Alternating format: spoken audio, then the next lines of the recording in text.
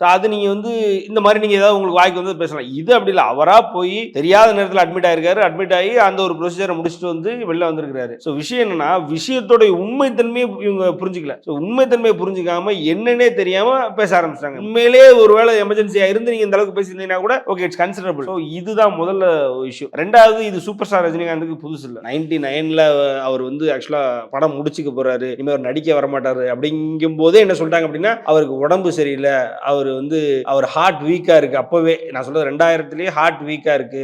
ஆமா அவர் வந்து எஃபோர்ட் போட இனிமே வேணாம்னு நினைச்சு வீட்டோட இருக்க சொல்லிட்டாங்க, டாக்டர்ஸ் ரெஸ்ட் பண்ண சொல்லிட்டாங்க அப்படி இப்படின்னு அப்பவே சொல்லுவாங்க.